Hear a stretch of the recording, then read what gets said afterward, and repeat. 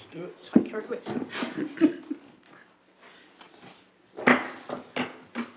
Good evening, everyone.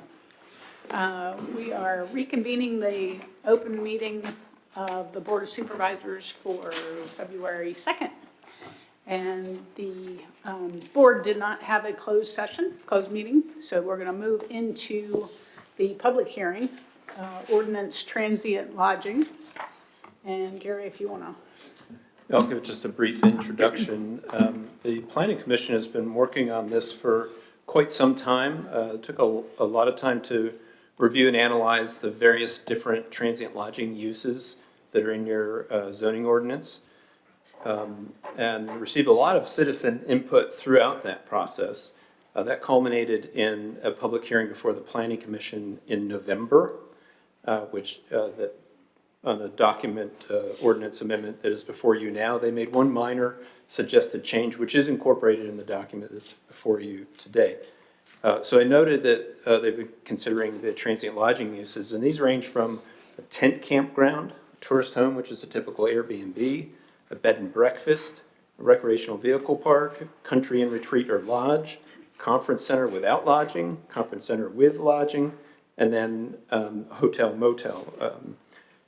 The names of these uses have changed a little bit throughout the process, seeking to make it more clear what they were. Before, there was a lot of confusion between a couple different types of conference center, and so the parenthetical now without lodging and with lodging makes it quite clear what you're talking about.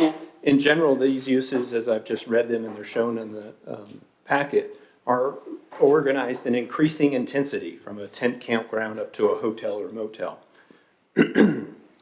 They're allowed, as you see in the ordinance, in different places through different mechanisms. Some are allowed by right in some districts, and some require a special exception. In other cases, they're not allowed at all. For example, a country inn, retreat, or lodge, by definition, is for up to 40 persons in a rural setting.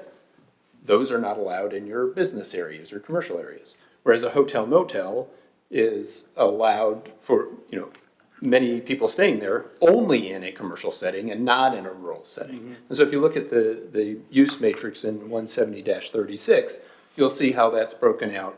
And so the Planning Commission did a lot of work to seek to align and place increasingly more restrictive special requirements on these uses, consistent with their potential impact on neighboring properties. So the special requirements for a tent campground are nowhere near as onerous as for a conference center with lodging. That was their intent. This public hearing today was properly advertised in the local newspaper as required by Code of Virginia 15.2.2204.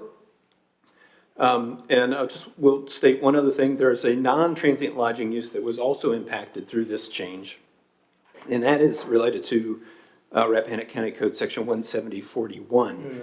That is related to temporary mobile homes that are allowed when, for example, somebody has a fire or something like that at their house, a natural disaster, and they have a building permit to fix that building. The definitional changes within the ordinance around travel trailers and recreational vehicles required a change in this section as well, but there was clarification as well. The current code section allows mobile homes to be placed for short periods of time under permit. Well, somebody has an open permit, building permit for work on that house. It didn't say you could have a travel trailer, and in fact, it said elsewhere that a travel trailer was not a mobile home. The county attorney in the past has made an opinion that really is a difference without distinction, had allowed them travel trailers, and this topic has been before the board before in earlier discussions about this, and the board was inclined to overtly allow the use of travel trailers for use for short periods of time if somebody has a valid building permit to fix their primary residence. And when that building permit is closed, then they would no longer be able to have that. So it's an opportunity in those situations only. So it overtly allows both a mobile home and a travel trailer or recreational vehicle, as it were, in that scenario. I'd be happy to go through the ordinance in detail, and perhaps you can later, but I think it would be appropriate to hear from the public, see what they have to share, and then get into the details. And where did the planning commission come out on this? Was They it all voted for it. unanimous recommendation to approve it? That is, I believe so. Let's. Motion passed by, Yeah. or Yeah. motion by Gary and seconded by Stuff. And this really went through many meetings of review and discussion with the planning commission, shaping the wording, kind of moving it this way, that way, hearing from public, absorbing that feedback, making a few changes.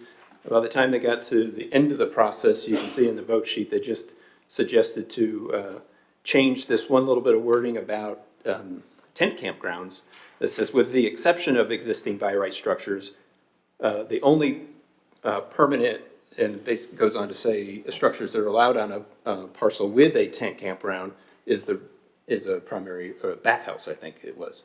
So we can dig into that section later, but they wanted to make clear that if somebody had a house and whatnot there before they built this, then they could keep that as well. All right. Going to open the public hearing for this meeting. During the public hearing, I'm going to allow 5 minutes per speaker. And we do have a clock now that you will see on screens if you're speaking. And if you are interested in speaking just specifically to this public hearing, please be recognized, come up, give us your name and your district, and tell us what you think.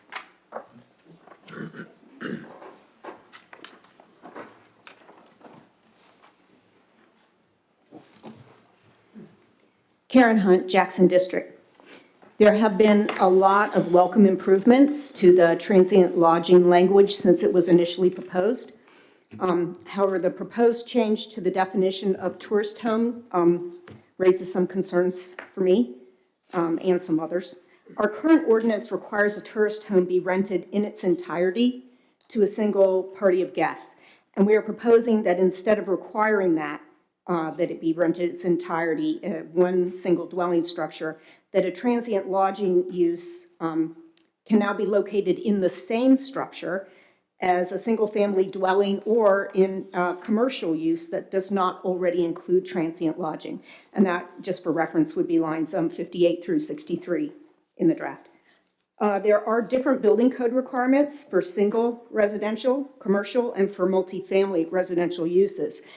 And per our building office, if a tourist home were to be located in a commercial structure that did not have that type of prior use, an engineer would need to design what would be required to meet the building code.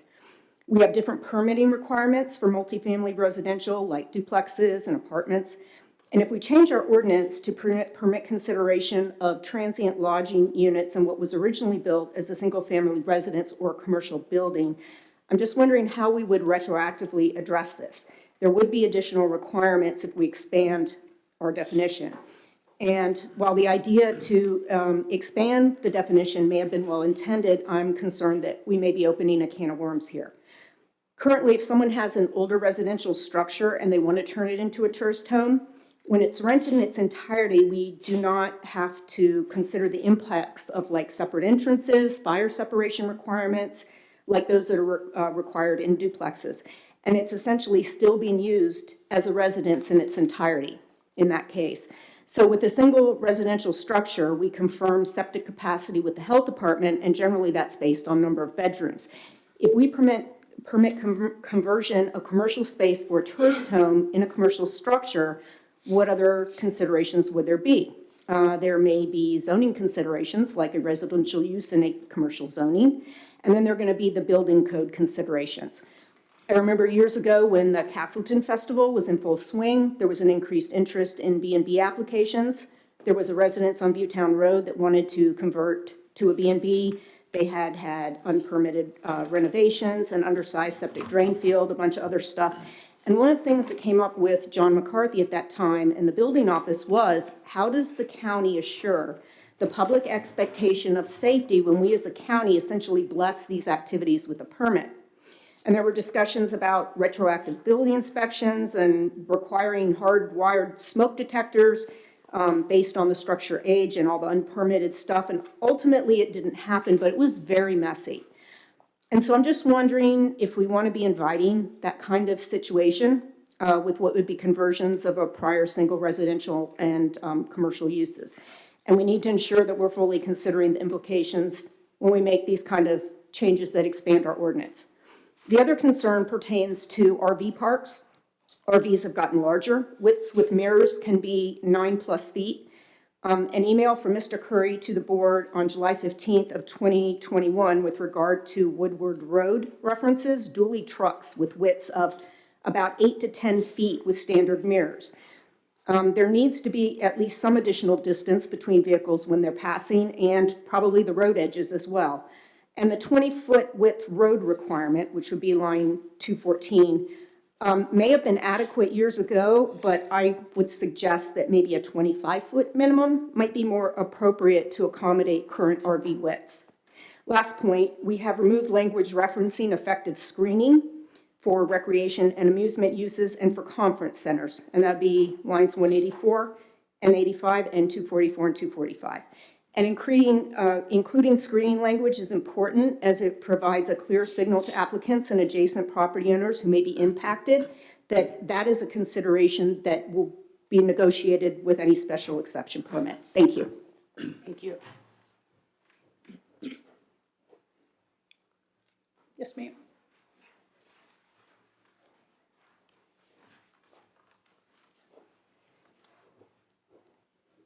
Christine Smith, Piedmont District. I just wanted to come to you all tonight and ask you to please go ahead and adopt this. It's been in the works for quite some time. I hear Ms. Hunt's comments that maybe it's not perfect, but it is much more protective than what we currently have on the books. And it is a reflection of not just the ongoing discussion regarding these changes, but a reflection of different applications we've seen over the years and what we as a community, as a county, have felt was appropriate. Some people may remember that we had an application for an eco village in a conservation area in the Piedmont District last year. Not surprisingly, it was not well received. And there was a hue and cry to remove the more commercial uses from conservation districts. And if you read the definition of a conservation district in our zoning ordinance, it is entirely appropriate to remove them from that use. The removal of the uses from unpaved roads, from dirt roads, is a reflection of a text amendment request that was brought forward by a landowner that wanted to request Airbnbs, short-term rentals, could be situated on dirt roads. And frankly, if we don't require that for the more intensive uses, we leave ourselves vulnerable by requiring that for the less intense use. It unifies the language regarding setbacks. I think we did a full review of setbacks during the Eco Village discussion, and we're chagrined to find that somebody left off a 0 many years ago. And so that's my theory. I don't really believe that anybody meant to only have a 10-foot setback. I still believe it was meant to be a 100-foot setback, but somebody literally typed it up in those days on a typewriter, and I think they just missed a 0 because the simplest explanation is usually the best one. So why would everything else have 100-foot setbacks, but one thing have 10? So it cleans that up, which is fair to the applicant and fair to the surrounding landowners. And it's a reflection of applications which we have permitted and which the Planning Commission has recommended for approval over the years. We struggled with how many units per structure, and this gives staff a leg to stand on when providing an answer to landowners as to what they can and cannot do. It's a reflection of a permit we issued to Chester Gap, where a gal was able to rent out part of her home. It's a reflection of being compatible with permitted uses when we permitted one at a winery in Wakefield District. in one of the buildings on that property. So we really did work hard on the planning commission to come up with good language, which is protective for the county, but also fair to the applicant. So when they read and submit their applications, they know what they can expect the county's response to be. So I would humbly ask you all to please consider adopting this language this evening. It may not be perfect, but it's a whole lot better than what we've got. Thanks so much. Thank you. Thank you.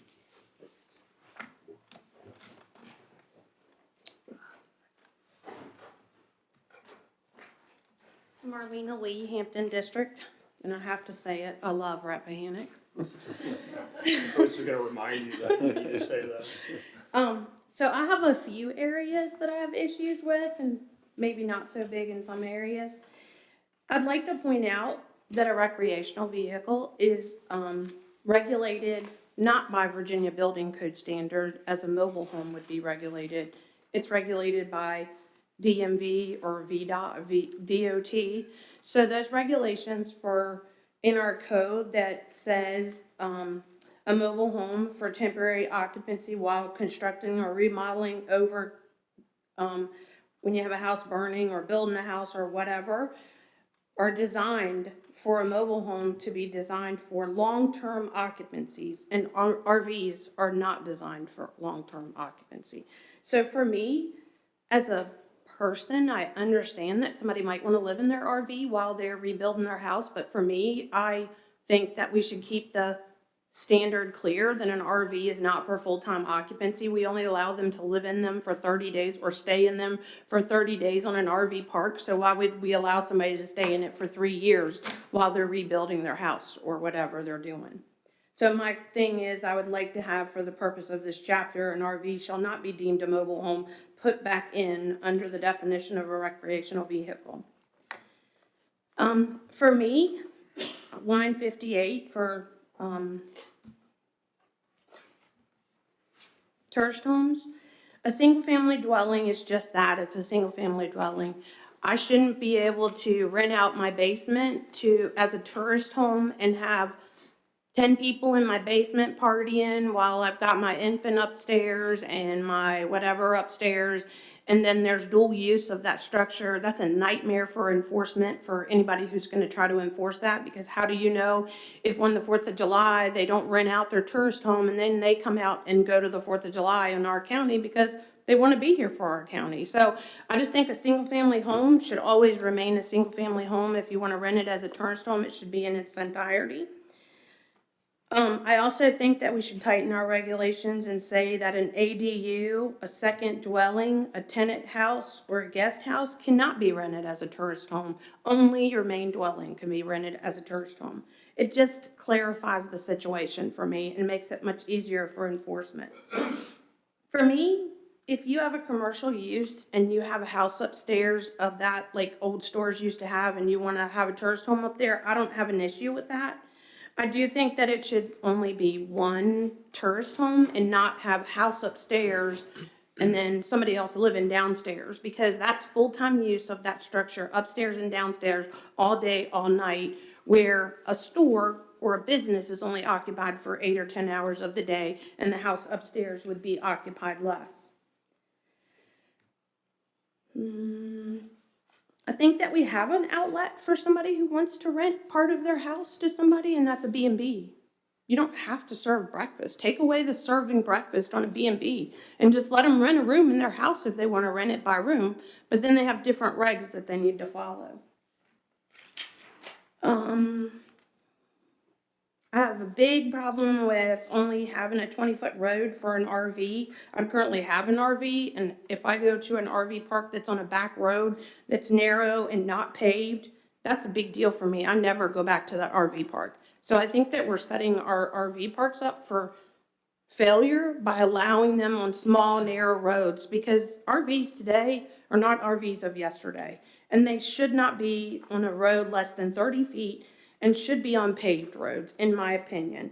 I don't have a problem for tent campsites on unpaved roads. Those are really minute uses. I'd really like to see them restricted to primaries, but that's another fight. I also have an issue with a 20-acre lot being allowed to have 3 acres per lot, and this was addressed by the planning commission, and they didn't do anything with it. On a 20-acre lot, that's 60 RVs sites. On a 100-acre lot, that's 300 RV sites. That's a lot. I also think that we should require and shall have electrical outlets on each site, because if you don't have electrical outlets on each site, that means some neighbor is gonna be listening to a generator run all night. Because I'm gonna go to an RV park, I'm gonna run my generator, which is not good for the neighbors or people around them. Also, we removed the requirement for a toilet facility under bath facilities, and a bath facility can be taken as just a bath facility, not a toilet, and we need to say toilet and bathing facilities. Ma'am, sorry, time's up. Can I point out one more thing? If it's I won't go quick. long. Under additional standards for country inns, you all have campsites under all of that. And if you're gonna have a campsite, you should have to apply for a campsite. That is like line Thank you. 302, 303. Thank you. All right. Nobody else looking online? I'm going to open it up to online if anyone wants to speak on this public hearing.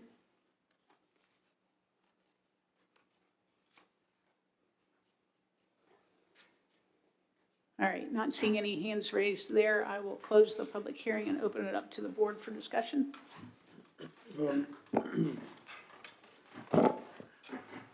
Sure, this would probably be a question for Mr. Curry or Ms. Summers. I know she's online. I just wanted to go through the comments of Ms. Hunt, Ms. Smith, and Ms. Lee one by one. Ms. Hunt raised the notion that we're changing the way tourist homes can be configured in private homes, where it's not just the use of the entire property, but you could you basically have a tourist home upstairs or downstairs while you're still in your home. So I'd just like to understand sort of the evolution of that change. Ms. Smith made a passing reference. Do you want to do one at a time? Yeah, go ahead. Yeah. So tourist home, here's the definition on line 56, and it's only some extent that I can convey the planning commission's intent. And Yeah. Michelle, raise your hand if you want to talk. You can see the definition here, and I think it was pointed out, line 58. You can see tourist home used to say is rented in its entirety, not by lodging unit, to a single party of guests.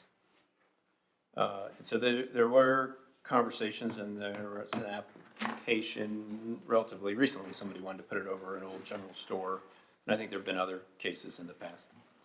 And then a lot of good discussion came out of that, and should that sort of thing be allowed? And then I think generally the thought was that would be fine in and of itself, which wouldn't preclude it, and the conversation grew from there. Well, are there other uses that would preclude it, and that was not identified. But what was ultimately determined by the planning commission is there should never be more than one tourist home in a building. So you can't have one upstairs, one downstairs, and when you start doing that, you're turned into a bed and breakfast where you need an on-site manager, which is the real distinction between a tourist home and a bed and breakfast. And so this is specifically intended to allow Airbnb or something similar to be, is rented to a single party of guests, so not multiple rooms, so one party of guests with no more than one transient lodging unit per structure. And there are some good comments about, well, if you have a commercial use under a residential use, and you got fire regulations and extra requirements for the fire separation and whatnot, that is true, and that is a building code requirement. And so nothing in the zoning ordinance would excuse somebody from all the building code world. And if they wanted to apply for a use that would require modifications to their home, then they would have to meet those building code requirements. Of course, the zoning side could state or overtly that that is a condition of the special exception. Whether you did or not, they would need to do that. if there's, certainly is subjectively allowable or not by the board, whether you want to have somebody be able to rent out their basement or room over the garage or whatever it is, for a tourist home while they're living in the primary home.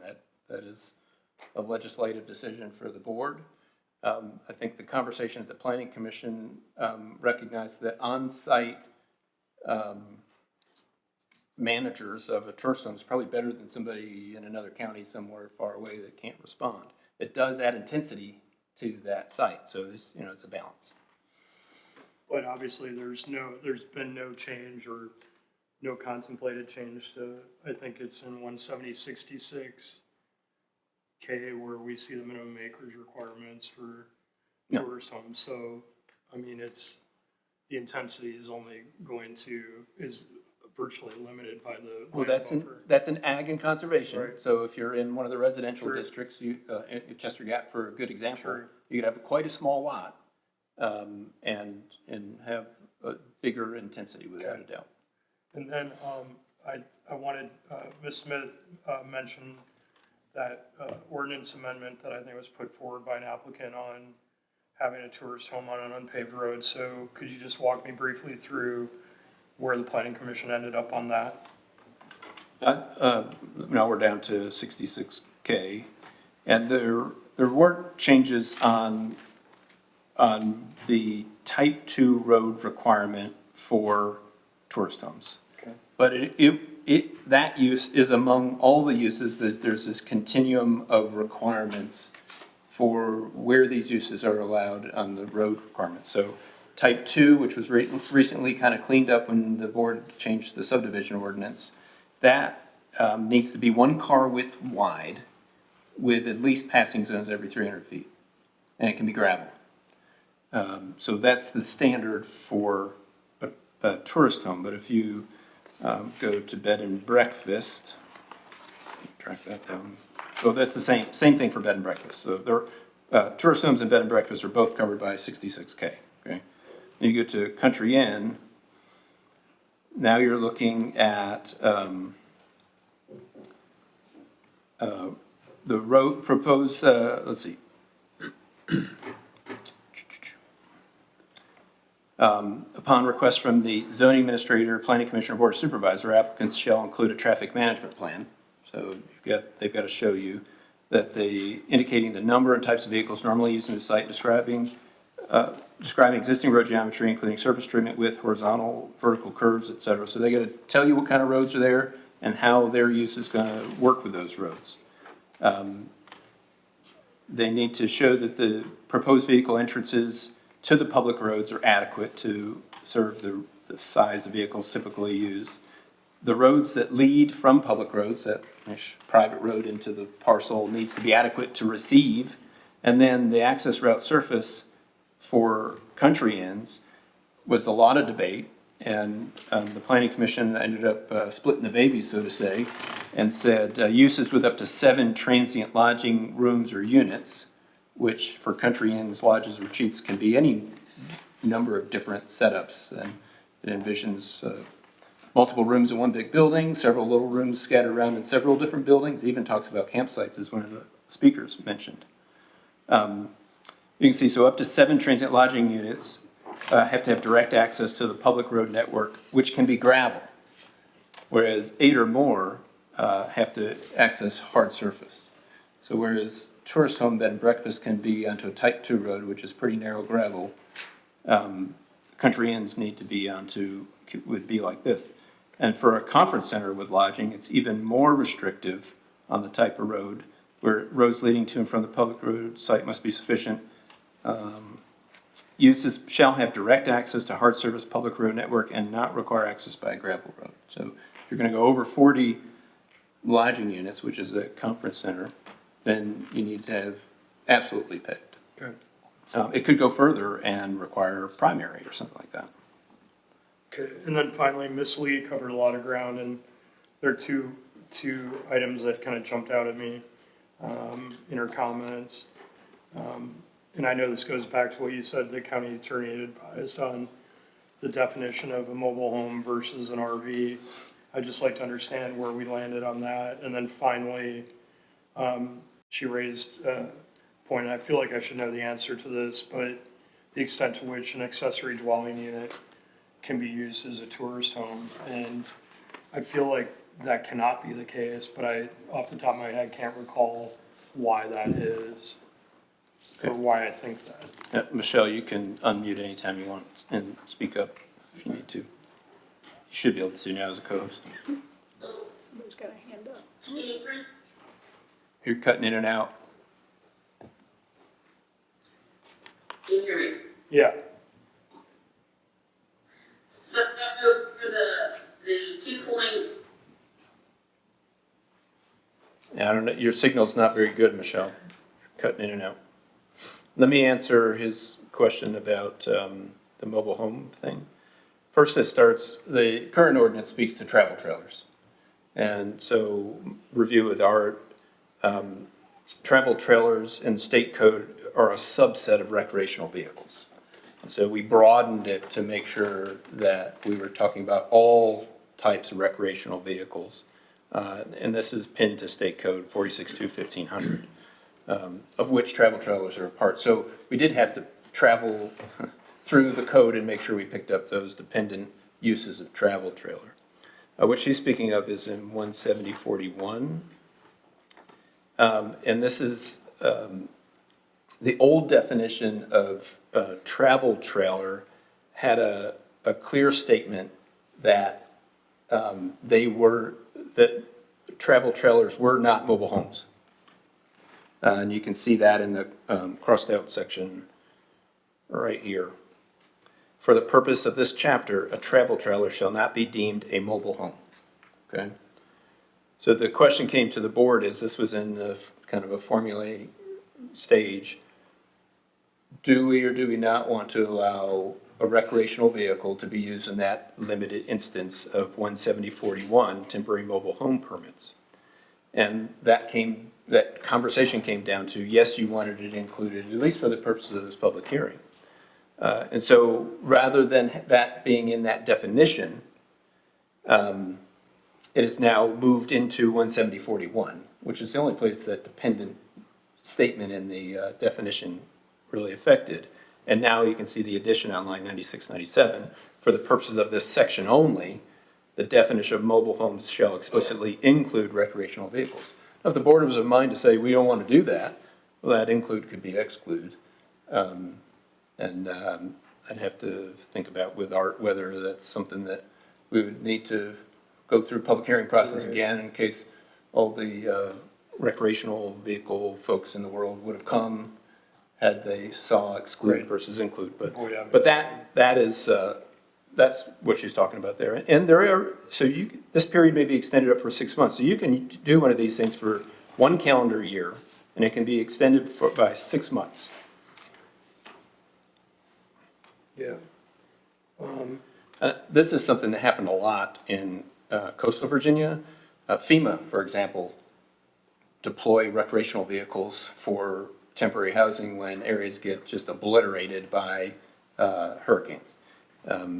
So it's not abnormal to do this. It is also not a permanent living solution.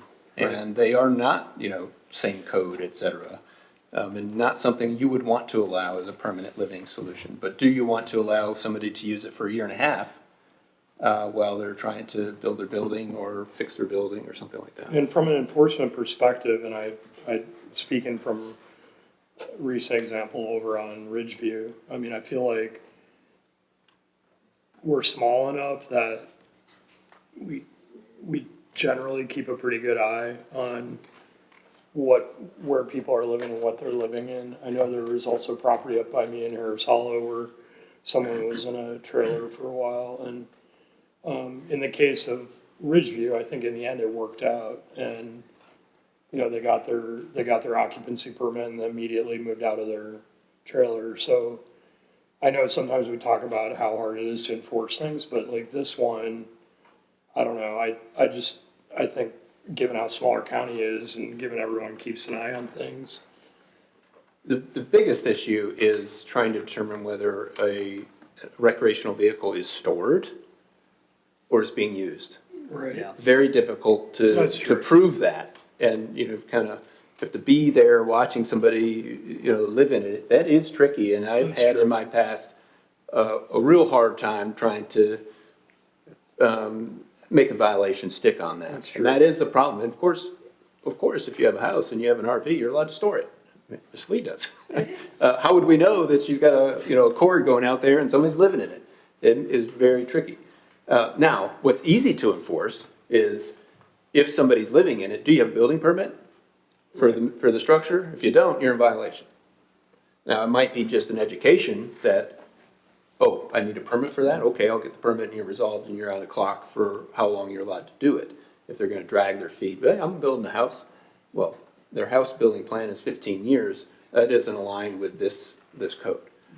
But it is a legislative, decision on whether you would want to allow this to happen or not. Previous discussions here with the board was that you did want to, at least for the purpose of public hearing, include that language. And then the last thing was on the ADU point in tourist homes. Yeah, so there were discussions at the planning commission about whether the special requirement should specifically state that tourist home use is not allowed in a second dwelling or an ADU. And it didn't get incorporated. Of course, you aren't modifying the ADU section, which I think is 17062G. You can stack as many special exceptions on top of each other as you want. Each has to be considered relative to what is already going on there. Right. And so if you have just a single-family residential and they come in for a special exception for whatever use, an ADU, and the board comes along and says, you know what, I think an ADU is great. It adds to our housing stock. It's a great, and then you come back to you later and say, well, I want a special exception for a tourist home. Well, that's a legislative decision the board has to make about that site-specific location. And should you have the flexibility to allow that or not, you could preclude it in your ordinance if you wanted to. Well, and I think maybe you got right to the point that I was trying to remember.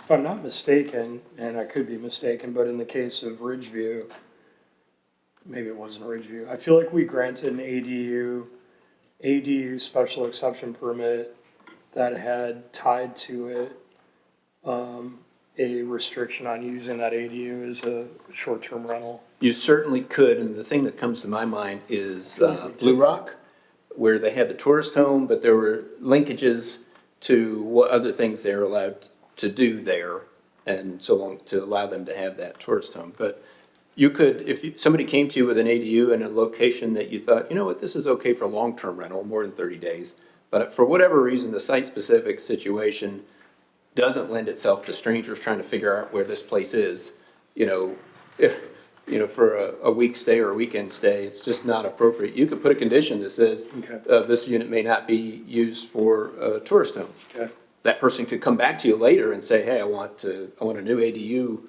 special exception without that condition, and you could consider it. Okay. Thanks.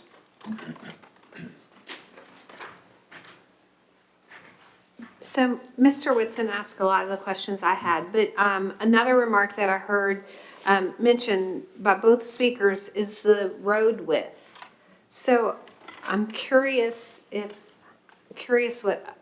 anyone else has thoughts about that. I mean, a dually, we see those quite often on the roads of Rappahannock County. For easy math, they're 9, if you have the mirrors out according to this email, they're just about 9 feet. That, I mean, 2 of them passing each other, that's 18 feet across a 20-foot road. I don't even know how, I don't have an RV. And of course, I'm particularly sensitive to this at the moment, just passing the vehicles tonight, on the roads being a little more narrow. So I'm just curious what other thoughts, I don't think any passenger vehicles are 9 feet wide, even with mirrors. I'd have to go back and look. 8 feet is pushing it.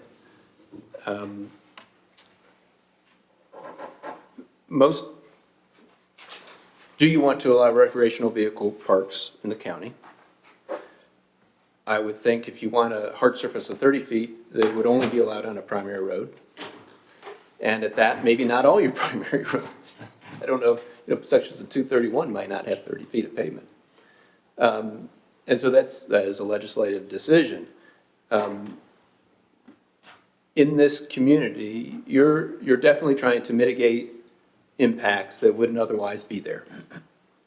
And if a recreational vehicle park was down some backcountry road,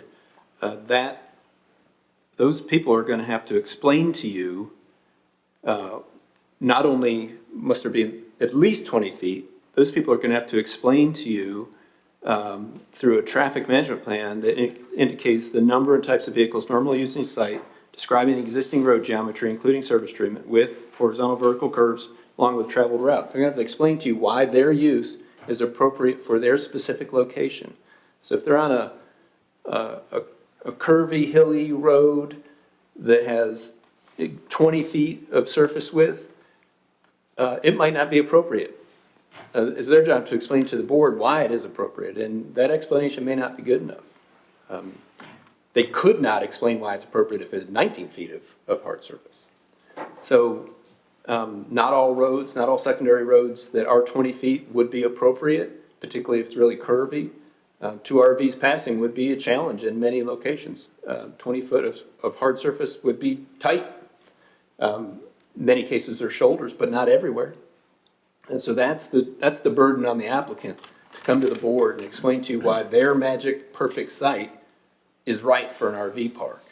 So just because it's 20 feet doesn't mean they get through. Yeah. And doesn't mean that the legislative decision by the board is going to work in their favor. Now, the board could set that higher. I mean, 24 feet is kind of standard for road width for a 2-lane road, a well-traveled 2-lane road. VDOT in many cases only requires 18 feet. 20 feet is wider than I would say typical for a non-major secondary road. Is, in 17036 in the use table, RV parks are always, only approved by special exception regardless of zoning district? That is correct. Commercial general, they're allowed, but I mean, Commercial general. around here, there isn't enough commercial general to, So no matter what. maybe if somebody tore down Eileen, they could put one there. So in any RV park contemplated, dreamed of, design, whatever, we're gonna hear it and we're gonna be able to review it and decide if it belongs. And for all practical purposes, given the size of the acreage in highway commercial, if one would ever fit somewhere in the county, it's gonna be ag. Right. Yep. But those are by special exception. Yes. Correct. So it would definitely be scrutinized. Where I was going earlier was the frequency of 2 large vehicles passing would probably be more if there's a recreational vehicle park on a particular road. However, in our community, we often have wide vehicles pulling decent-sized trailers, particularly in ag. Have we ever had a recreational vehicle park in Rappahannock County? Not a legal one. There's one down in Aaron Mountain for a little while. Oh, yeah. None that I know of. Yeah, Okay, Back on the the old history. Pentecostal church there. yeah. Yeah. Oh, right. That was a campground, right? Okay. Somebody wired up connections and stuff. I had the campground up in Old Hollow, Right. off crossing Honey River there. Yeah. But I don't ever remember seeing any large RVs coming in and out of there. Of course, at that time, I don't know that they were as popular as they are right now. Yeah. And the other comment was, should there be a maximum number of campsites allowed in these things, rather just be controlled by density? It's a good question. You could put a cap, but if somebody had 1,000 acres and they wanted to have a 100-spot RV park, is that a problem? Maybe, maybe not, depends on where it is. Well, I think about what we put that young fellow through on his primitive campground. For 1 or 2. But the Yeah. bottom line is special exception. So somebody's could come to you and say, I'm gonna have 150 campsites. Yeah. Well, they got a pretty tall bar to explain to the board why it's appropriate. Correct. And it better be on a primary highway that, can accommodate that kind of traffic. Whereas if they come to you and say, well, it's just a niche thing, I got 5 spots, that's a different conversation for the Board of Supervisors. Yeah, I think in the end, it comes down to walking a fine line between codifying in our ordinance a level of specificity that gives the public some guidance, which Ms. Smith spoke to, regarding the planning commission's work on these revisions, is like their guidelines, there's guidance for the public. And then just a reminder to everyone that in most of these cases, that use is not by right, it will come by way of a special exception application, permit application, which means that there's a whole another level of scrutiny, detail, and conditions that we bring to bear on these applications outside of what the ordinance might already limit. So, And that brings up the conversation about screening from earlier. And the Planning Commission had some very clear conversations about 17052, the general standards, already require those sorts of things. And so as they were looking at the individual uses, those individual uses, the special requirements, would be incremental additions on top of general standards, right? And so if there's a particularly egregious looking something, or that you would want to screen more or do something different, then you could pick that up in those special requirements as opposed to the special standards, as opposed to the general standards.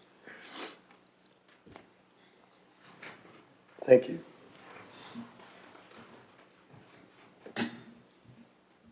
Supervisor Settle, I'm wondering what you think about the 20-foot. I think we've kind of discussed it here.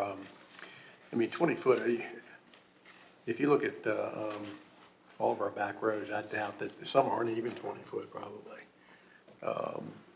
And to kind of cut to the chase, I think it is all about the review, the location, and all, the vulnerabilities that might be exposed when someone has a special exception request in this, for a recreational park.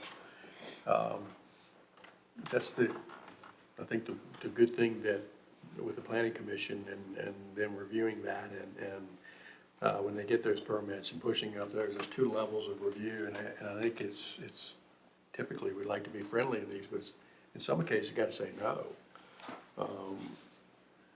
And if you make it 30 foot, I don't know that, are we changing anything really that we would do differently? We'd still have that same review and trying to, are there additional standards that apply? What are the impacts? Yeah. I think you're restricting, the 20 foot is going to be very restrictive in itself in a lot of locations across the county. So, yeah. And just to be clear, the 20 foot is in your current code. It was for tent and for RV. It was removed from the tent and retained in the RV. Is that 20 foot, that's,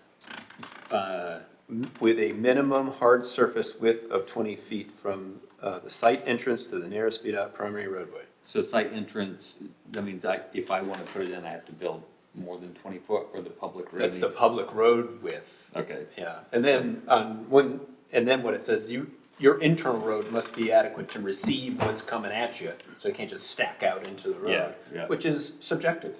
yeah, And these special exceptions, there's a place for some objective requirements, like 20 feet, 200-foot frontage, and then there's a place for, come tell me how you're gonna make this work in a room like this where your peers, the public property owners are gonna come ask a lot of questions and convince us that your use is right in that location. Because it isn't right in every location. That, otherwise it'd be by right. It would have a P.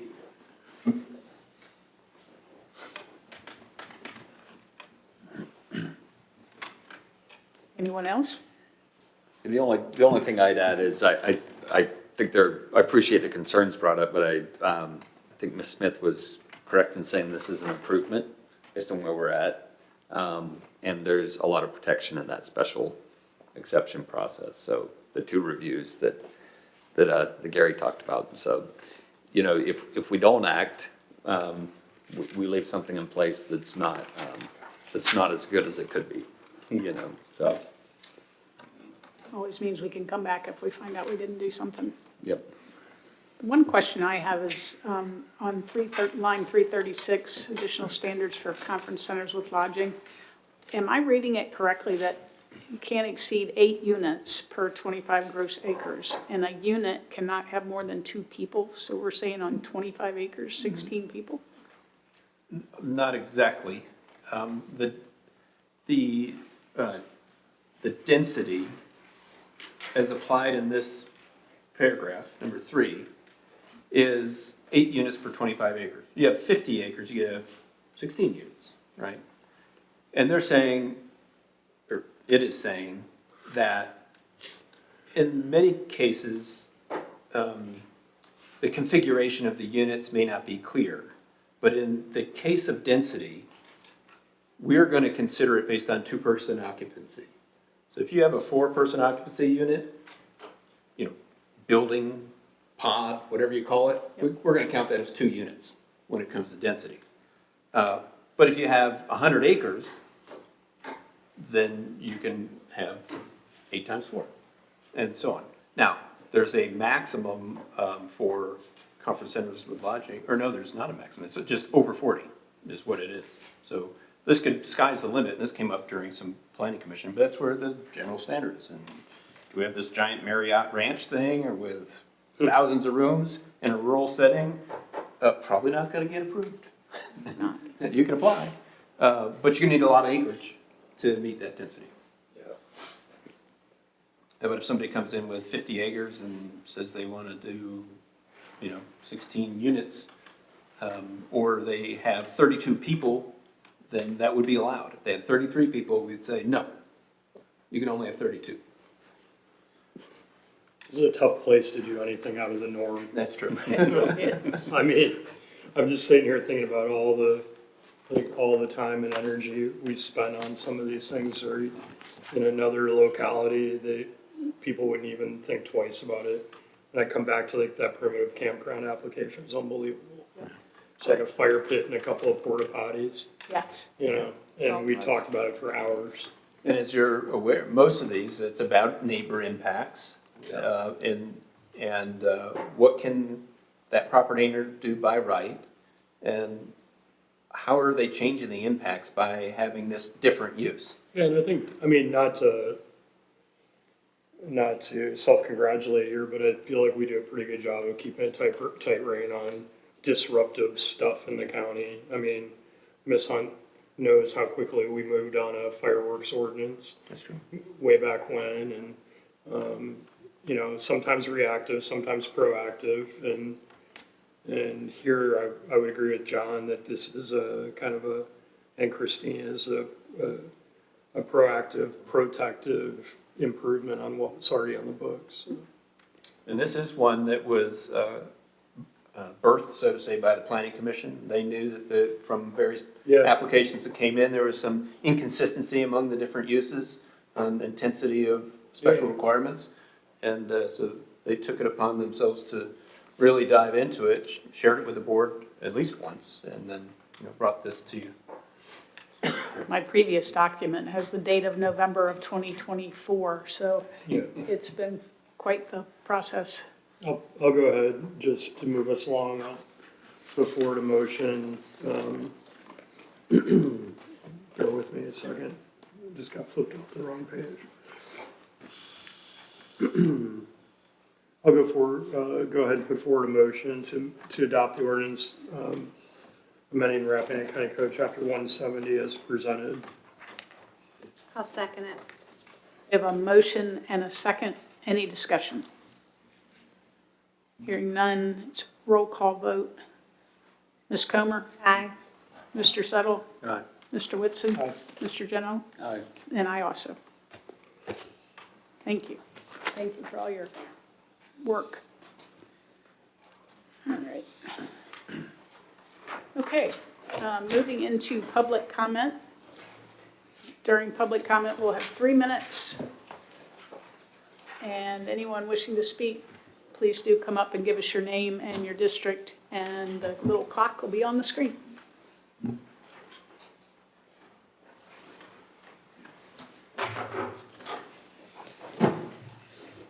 Karen Hunt, Jackson District. I don't have any prepared remarks, but it's something that has come up tonight and it's come up in other issues. And so I feel compelled to just kind of put it out there on the record.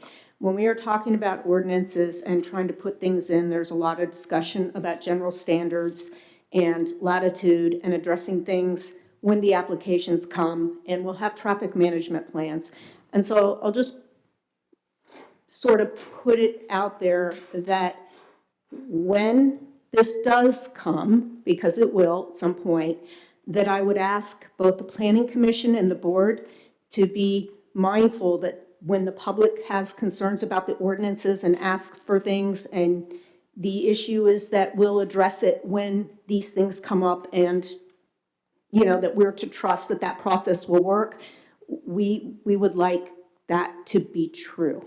So, thank you. Thank you.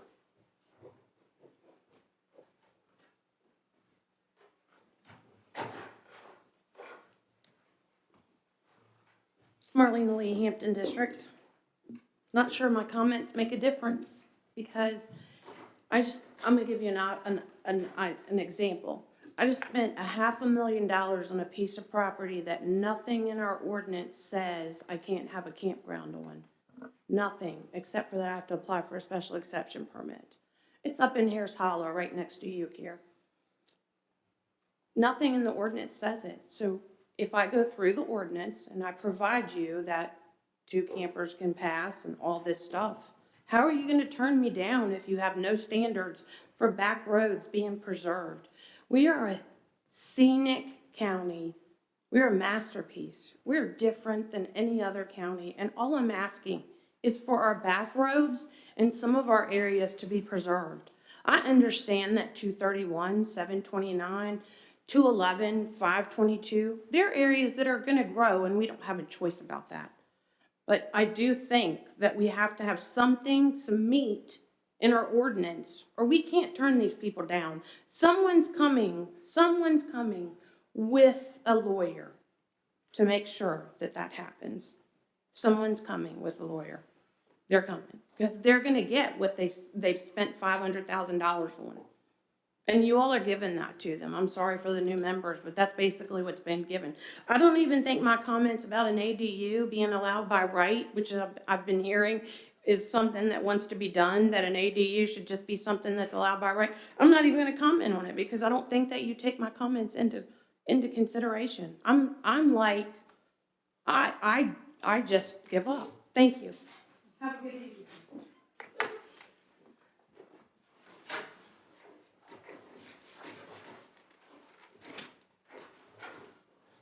All right, not seeing anyone else in the courtroom. Anyone wishing to speak that's online, please raise your Zoom hand.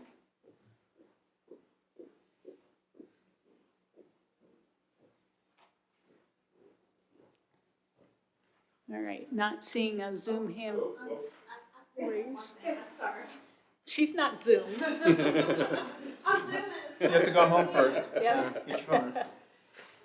I'm not sure what you all are going to do with ADUs tonight. There's been a lot of chatter about making ADUs by right. I hope you won't do that. I hope you will require people to submit a permit for ADUs, because we are a county where neighbors appreciate transparency in adjoining properties, and appreciate that in terms of the peace and privacy that the county provides, and also protecting their property values. So I know there's been chatter coming out of Richmond, and what Richmond does, we can't help, and we often don't like. And so I hope that you will not consider making ADUs by right if that is something you have been entertaining. In addition to other concerns, if people start doing that, it will drive property values up exponentially, and we already know how difficult it is for people to afford to live here. So I hope you will not do that. I hope you will require people to submit an application. Thank you. Thank you. Thanks. All right, I think I can close public comment. Now, we have a presentation of resolution, combination for Christine Smith. You're on. Well, it's like the Christine Smith hour. I'll have to stay away for a few months now. She missed us. Don't do that. Don't do that. All right. Resolution commending the service of Christine Smith as a member of the Rappahannock County Board of Supervisors. Whereas on December 31st, 2025, the Honorable Christine Smith completed her tenure on the Rappahannock County Board of Supervisors, having faithfully served 2 terms as the Piedmont District Supervisor since January 1st, 2018. And whereas Ms. Smith provided distinguished leadership to the board, earning the confidence of her colleagues to serve terms as both chair and vice chair of the body, and whereas throughout her 8 years of service, Ms. Smith was a steadfast guardian of the public purse, consistently advocating for fiscal prudence, the efficient use of taxpayer dollars, and strict accountability in county spending. And whereas Ms. Smith tirelessly represented her constituents through 22 annual appointments on various boards, committees, and commissions, including the Planning Commission, Building Committee, and Public Safety Committee, where she advocated for her positions with characteristic tenacity, and whereas Ms. Smith dedicated herself to the thoughtful stewardship of the county's land, balancing complex land use regulations with the protection of the quality of life for all county residents. Now therefore, be it resolved that the Rappahannock County Board of Supervisors extends its sincerest gratitude to the Honorable Christine Smith for her 8 years of dedicated service and fiscal stewardship, and wishes her all of the best in her future endeavors. Be it further resolved that this resolution be spread across the minutes of Rappahannock County Board of Supervisors, so all citizens may reflect upon the service and accomplishments of this dedicated public servant, adopted this 5th day of January 2026. And it's 5th day of January 2026 because we had to reschedule. January got a little crazy. Yeah. Make sure you're looking at Luke at some point. I'm going to steal his We're photo. good. Thank All you. right. Thank you.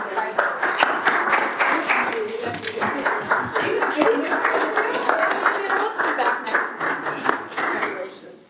Thank you. You got it. Thank you, Good job. Did you get your picture that you needed? Okay.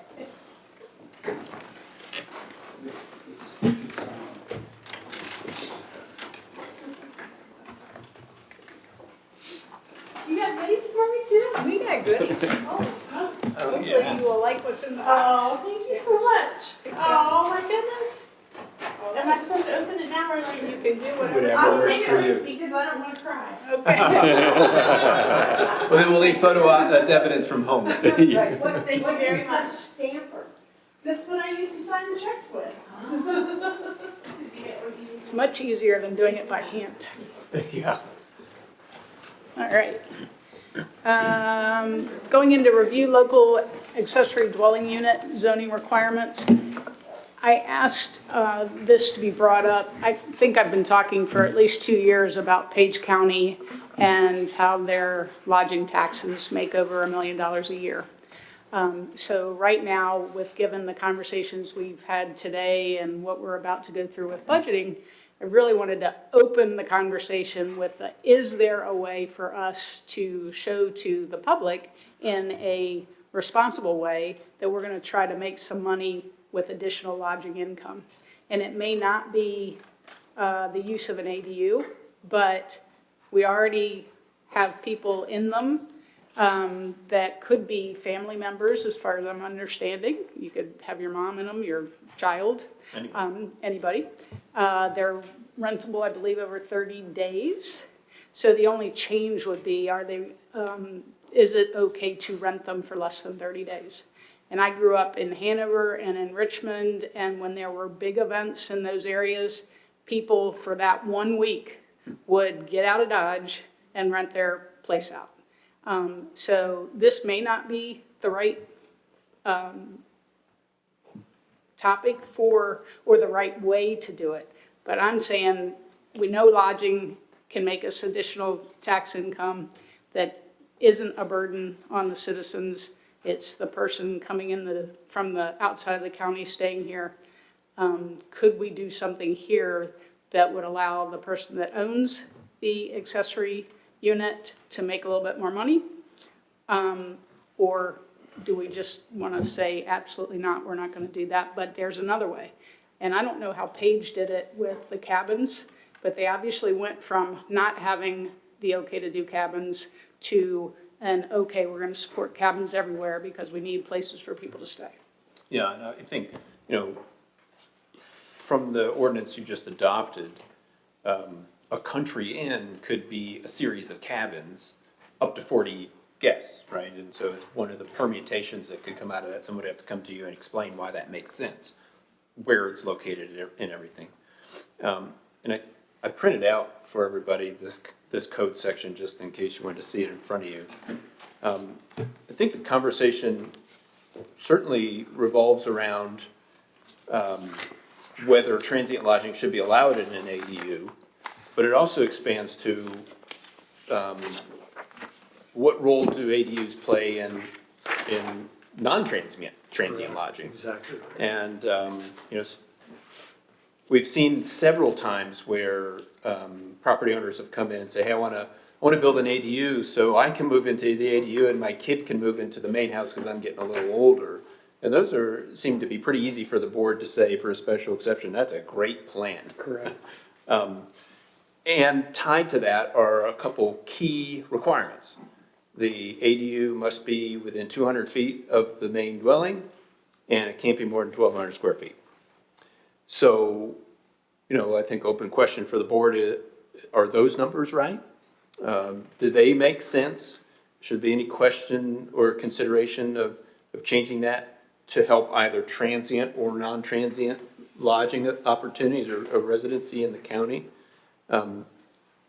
Overall, there are other requirements in this section, but those are the biggies. And somebody came in for a special exception for an ADU. The thought has been there's natural protection if it has to be within 200 feet of the main dwelling, that the owner of the main dwelling is not going to do anything too crazy in that building that's only 200 feet away. There's a lot of protection in that. If you allowed it to be much further away on the other side of the field, then it might be a different story. I think there are plenty of options here. We know that the relative affordability of an ADU generally is not burdened by the land, and so from a rental standpoint, it could be quite a bit more affordable if the owner wanted it to be that way from a long term. That wouldn't generate tax revenue other than the new structure, but if you allowed them for transient, then that would be fine. Of course, they're allowed now for transient lodging. They would just have to come in for a second special exception. And what you're talking about is by right. So like, I know where I grew up in Wisconsin, there's a golf course that's hosted the US Open, for example, and people, I think, kind of what you're describing, will rent out above their garage, they'll rent out their basement, people will come, because God knows there's nowhere to stay out in the middle of nowhere, Wisconsin, right? So, and people make money and then it's over. Is that kind of what you're, so it would be to put some provision in there that if you already have an accessory dwelling unit, then you wouldn't be required to file a special exception permit for short-term rental. You just can do it. By definition, in this 62G, you could make a statement like that. You could make a statement like that in the definition. Or you could say that it's allowed unless the board attaches a condition that says you can't do it. I can. Flip it around from kind of the standard. If they come in for a special exception for this, and it's just not in the right place for a transient lodging, because it's on top of a mountain down this windy road, Right. and people will never find it. They're always going to go to the neighbor's house. And you can say no. But you could flip whether it's automatically allowed and Right. excluded sometimes, or excluded always unless it's just carved in. I'd see the logic. I just, number one, I question how, I understand it'd be revenue for the homeowner. I doubt that it it would add up to much revenue for the county from a lodging perspective, because, I mean, how many ADUs are out there? There aren't a ton. My other concern is, and Sheila Gressinger spoke about this earlier, what are our options for doing a better job from a policy perspective to encourage housing that people can afford in the county? And I've always really loved the ADU option, and we know of specific examples recently where it worked in this way, where a young person who wanted to come back home was able to come back home because there was this relatively straightforward way to build another building on your lot within the parameters that Gary talked about. Thinking about Mr. Carney's initiative on the 2-year ownership thing as a way of chilling out or cooling down the proliferation of short-term rentals, I just question whether doing something short-term rental related by right on ADUs wouldn't be working against us in our, I'll just say, modest effort to give young people a chance to come back to Rappahannock County. Because I could see a scenario where if you buy a property that already has an accessory dwelling unit and you are thinking about what can I do with that, and we've already said by right it can be a short-term rental, you kind of get it. I could see a situation where a lot of these suddenly would go into the short-term rental market and would work against everything we've been trying to accomplish in an incremental way, just on a pure ADU for young people or for their elderly parents. So I don't know. I would agree with that, but whoever owns the house that has the ADU would have the right to have their child live there or not. So I don't think you're taking it away necessarily from the owner of the main house's children. You would maybe later if somebody else bought the property. But I was just thinking, anything we can do that would maintain the beauty of Rappahannock County, allow the homeowner to make some extra money, allow the child or children to come live next to the homeowner, or rent it out less than 30 days when they want to for special occasions, or who knows. If we could send something to the Planning Commission that says, we want to increase our lodging taxes, how can we do that in Rappahannock County without impacting our neighbors? And review what Page has done, review what other areas have done to see if it's possible. Because again, when I was in Richmond last year, they said your ag, your tourism, focus on those, make your money on those, because you don't have any of the infrastructure that the big guys need to come into Rappahannock County to make you some tax money. So that's where this is just the only thing that I've been able to think of that we could do and still control, because of distance from the main house, the size of the building, all that good stuff that's already there. Is there a way for a win-win that's not a negative? Yeah, I can see the intent, and I do think Gary pointed out that what we just passed may be the best business model for somebody to say, hey, I'm gonna build a series of cabins, and then there's real revenue, not one structure that, that we're gonna collect, tax on. So I agree. It may be that these are, I guess we have two separate issues, and that is whether or not ADUs are by right, and then whether or not ADUs can be used as short-term rentals or transient homes, is that a new term? Yeah. Transient lodging. Transient lodging, there we go. And so the first one there is a bill that looks like was delayed, or is it? I think they laid it till next year or something, didn't they? Yeah, so. That's good. So our hands might be tied on that from Richmond, but it seems like the two are completely separate issues. Fair. Yes. And so we shouldn't kind of conflate them. But, so yeah, that's. Yeah, so anybody could come right now and seek an ADU, which would pin that second dwelling close to the primary and be limited to 1,200 square feet. They could come to you and say they want a special exception for a second dwelling on a lot or parcel, which isn't tethered to 200 feet and isn't limited to 1,200 feet, and maybe you got 200 acres and you gotta put it way over there, and maybe that's okay. But those are both special exceptions that come to you, and either of them could be used for short-term rental if they came back and applied for it.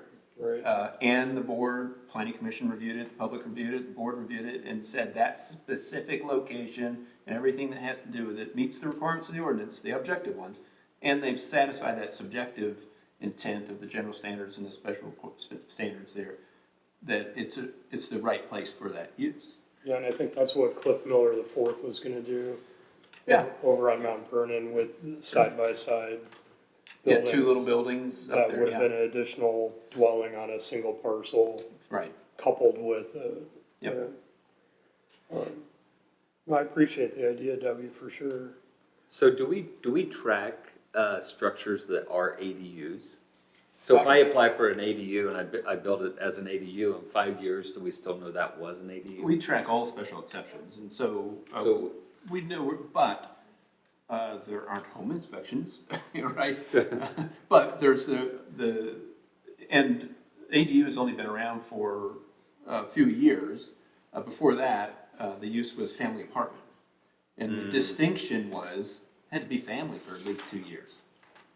And the planning commission, the board thought about that, and like, well, what's so special about family? If it's 200 feet away, that covers that familiarity perspective and the risk of something crazy going on in that second structure. It was, kind of the conversation at that time. So now it's opened up, it has opened up over time from more restricted family apartment to now accessory dwelling unit. And as I just noted, that continuum goes on to a second dwelling on a lot, which is a different special exception. And if somebody wanted that rather than ADU, they'd probably have to have a little bit better case for the board and public of why it's okay. If they have a tiny lot and they say, well, I want, 2,000 square foot houses on this quarter acre, you're probably gonna say, no. But if they have 200 acres and they wanna put 2 in, that's, that was done all the time back in the day with tenant houses, and, Lane family probably tore down, a whole bunch of them because they dilapidated over time, but, not a terrible thing to put them back, later, if they make sense.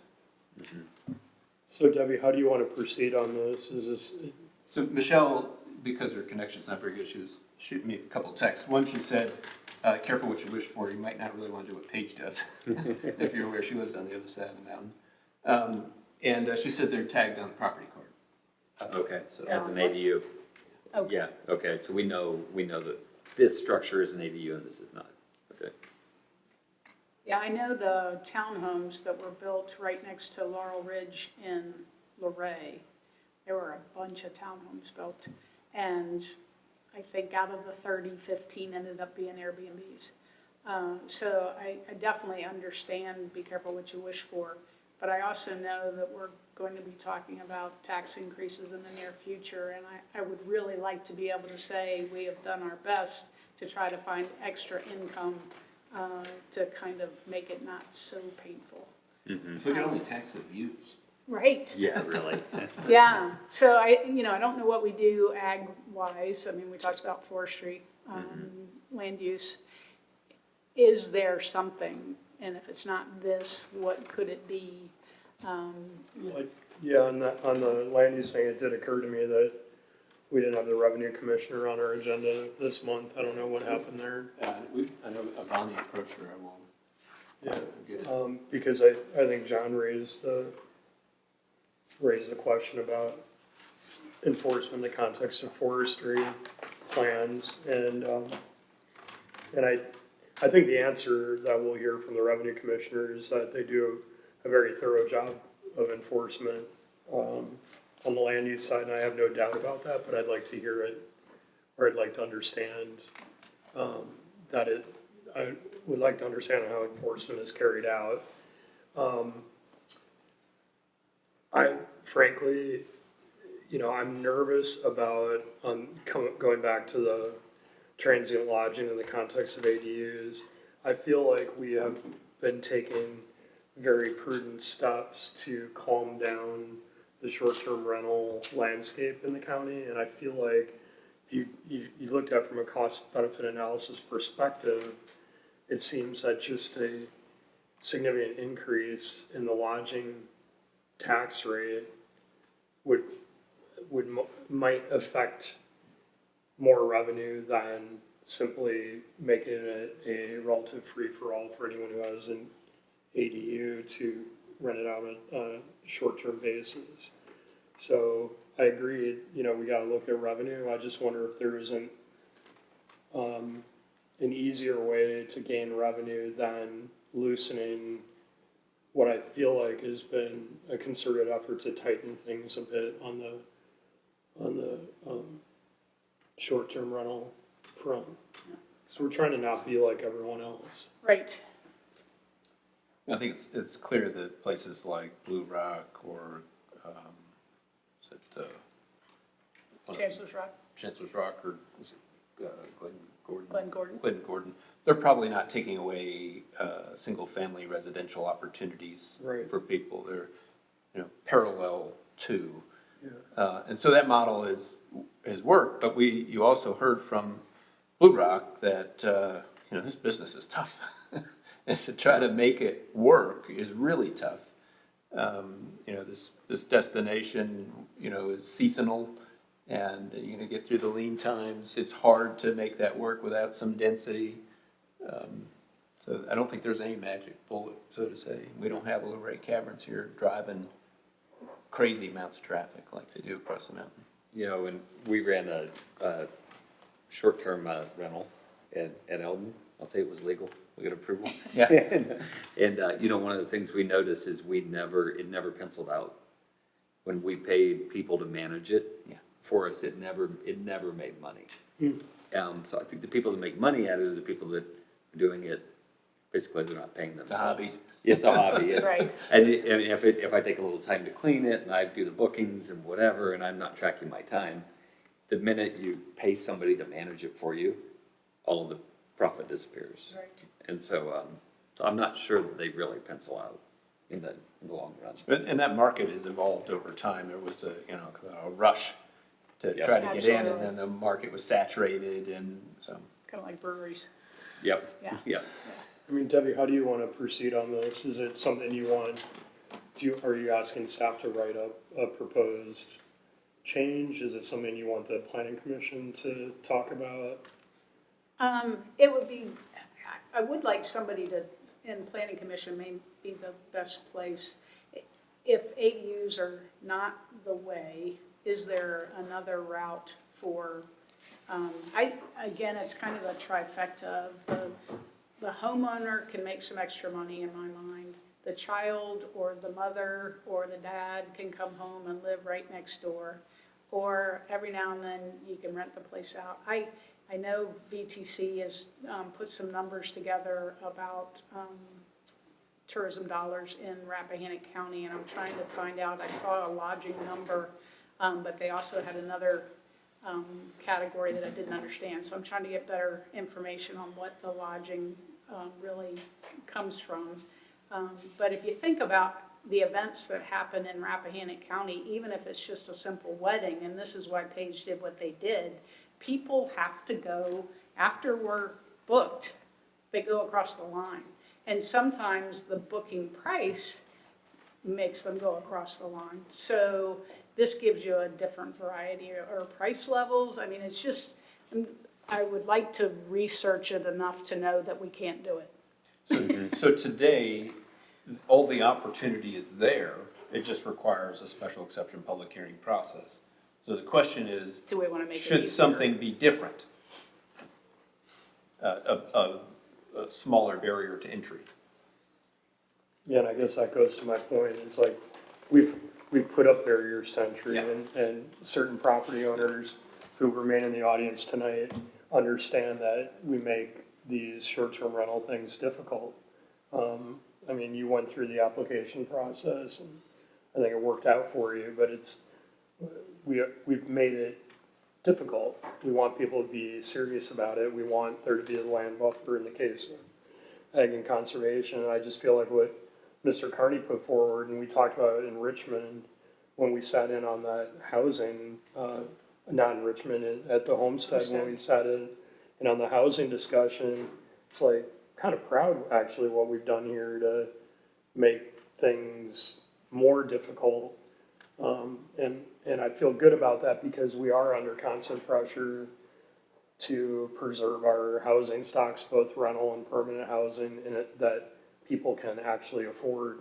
And I just want to be cognizant of not undermining that through policy decisions that are driven by sort of ad hoc chasing of revenue, if there's no, in the end, no real benefit. And that's not to take anything away from your thinking, I just want to be careful.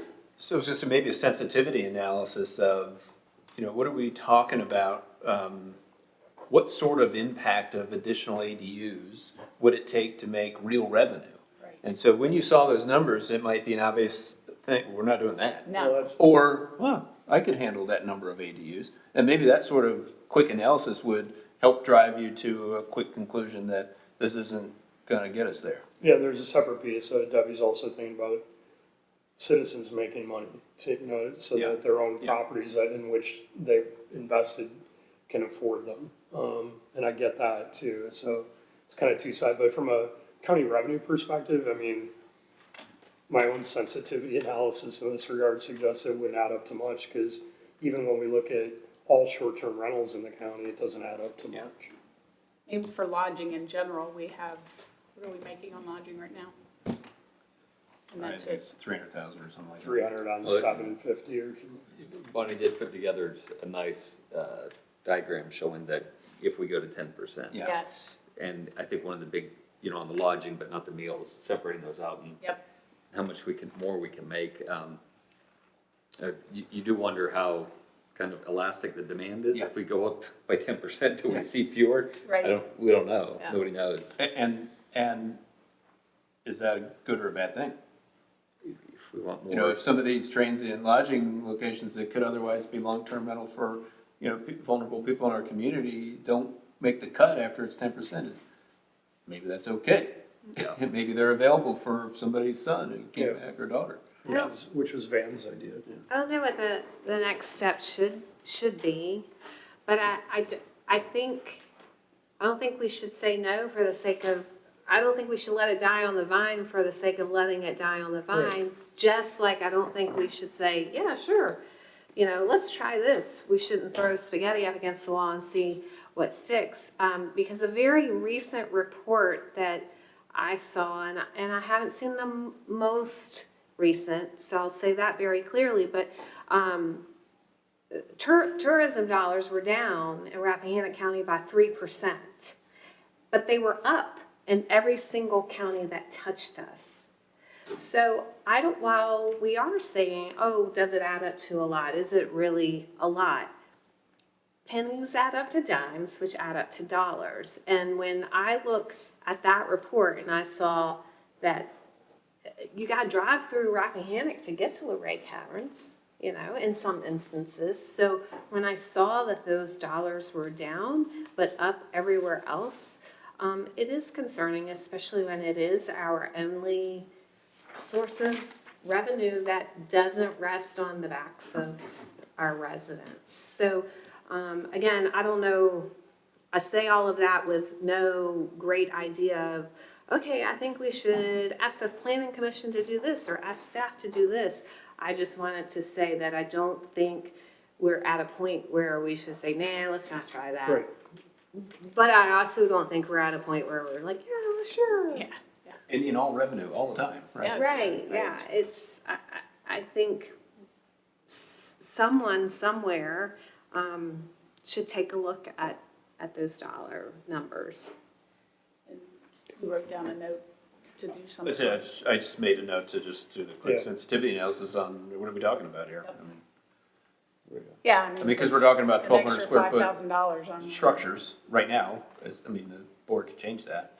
So a 1,200 square foot structure is a somewhat predictable value based on the assessment tables that Commissioner Revenue has.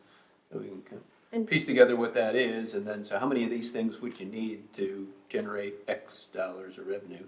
that doesn't count any multiplier effect of taxpayers having that little extra revenue, being able to pay their taxes and do whatever, but.